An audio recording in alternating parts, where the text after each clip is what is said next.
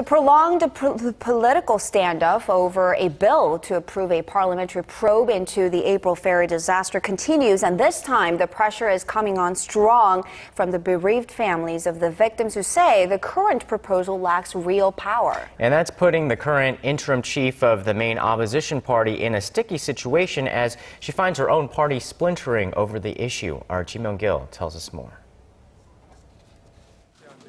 The acting chair, Park Young-sun of the main opposition New Politics Alliance for Democracy, failed to persuade fellow party members and relatives of the Sewol-ho ferry victims to accept the compromised ferry bill that was produced with the ruling Saenuri Party on Tuesday. The interim chief has not been able to win the backing of her own party, and some lawmakers have even distanced themselves after news broke that the families were dissatisfied with the agreement. The ruling party has kept a firm stance, saying further negotiations are out of question, and the opposition party's hardliners have sided with the victims' families who oppose the bill, saying it lacks investigative and prosecutorial powers. The interim chief Park, also in line with the ruling party, made it clear on Wednesday that renegotiations are not an option. Lawmakers from within the main opposition are divided on how to resolve the current crisis.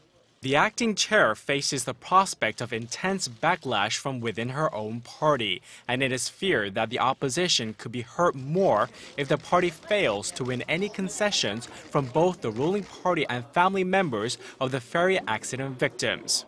Left with no choice, interim leader Park has asked President Park Geun-hye to meet one of the victims' fathers, who has been staging a hunger strike for over a month to help break the deadlock. However, the presidential office has distanced itself from the bill, saying the special law on the Sewol-ho ferry incident is a matter that needs bipartisan agreement within Parliament and is not an issue President Park can help resolve. Myung-kil, Arirang News.